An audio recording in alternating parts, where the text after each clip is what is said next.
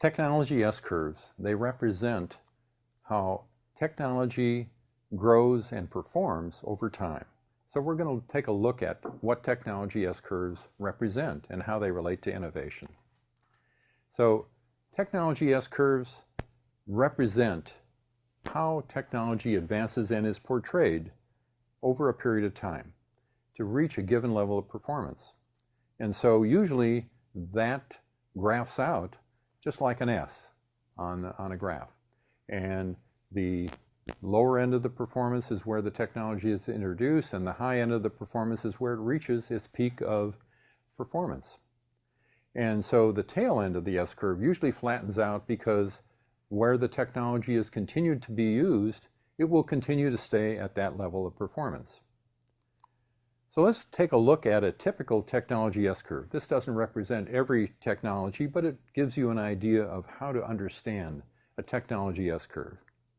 And here again, the horizontal axis is a representation of periods of time, and the vertical axis is a representation of how highly the technology is performing.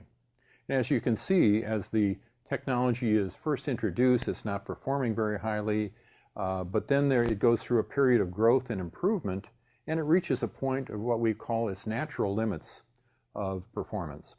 And so that could take a long period of time, or it could take a short period of time, depending upon how much effort is put into the developing that technology. So we can take a look at an example of technology performance. Here, in this case, it's a propeller aircraft, something that we all kind of can recognize. And you can see down the lower left-hand side, we have the first aircraft was performing very low in its performance by comparison to now. Probably comparing to walking, it was pretty fast, but now we look back and say 35 miles an hour by the Wright brothers for their first flight was a fairly low performance for a propeller aircraft. And as we can see, over periods of time, the development of the propeller aircraft increased in its performance, and it reached what we would call a natural limit of performance up at the top, and we're beginning to flatten out at 529 miles an hour, which is as fast as a propeller aircraft can go. We basically have established that. What would the limit, the technology limit, the performance limit of a propeller aircraft be? It would be about 529 miles an hour. So this curve, an S-curve, shows how the technology has improved over time with investment and improvement and innovations to reach a level of performance limit. Now, this curve here, this diagram here, is a whole range of technology S-curves from solar technology firms.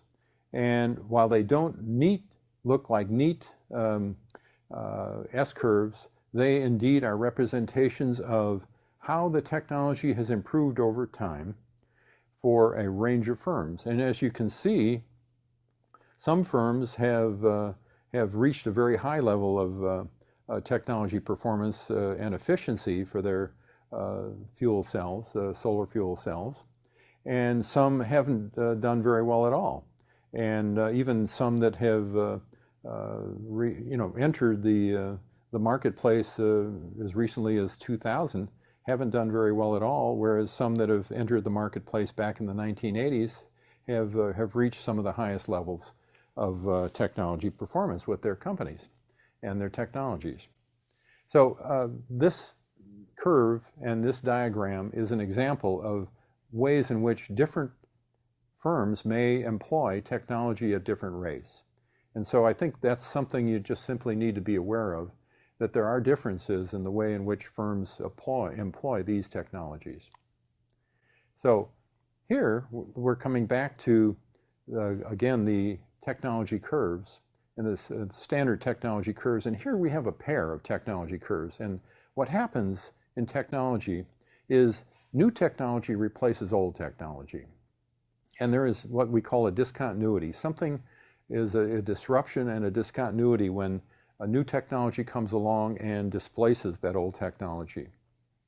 if we can look at that curve on the left and we can visualize how we looked at propeller aircraft, and we can say, if that is a propeller aircraft technology, what is it that's replacing it? Well, what's replacing propeller aircraft technology is jet technology. And even jet technology, as it's introduced, displaces the propeller technology, and it too reaches a natural limit of its performance. We could say, well, jet technology is going to be replaced by rocket technology, and there's Elon Musk is developing an approach to do that with space travel. So here again, what you want to look at is new technology replacing old technology. So technology curves often occur in pairs.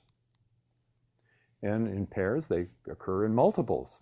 If we look at the idea of lighting technology, over the lifetime of lighting technology, we can say that if we start down with one of the first forms of lighting technology, a paraffin candle or even a little oil lamp, a Greek oil lamp, it produced very few lumens. It wasn't very strong. And then the introduction of Thomas Edison's lamp, a light bulb, and then the improvement of that with sodium lamps, and then the improvement of that with mercury lamps, and then the improvement with fluorescent lamps, and then there are subsequent improvements. But you can see there's kind of a ladder and a change of technology S-curves.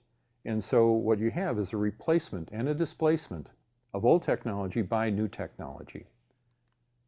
And we even have that in light bulb technology. As you can see, we've entered an era where on the right-hand side, that's the current technology. On the left-hand side, they're not making standard light bulbs anymore.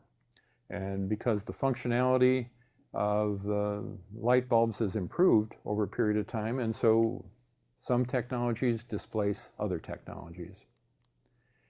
And even in the automobile industry, Tesla Motors is operating on a series of technology S-curves. It has introduced an electric sports car, and it is moving toward a more affordable car. It's trying to reach a marketplace where I think we can all agree that not as many people buy sports cars as they would buy passenger cars or SUVs.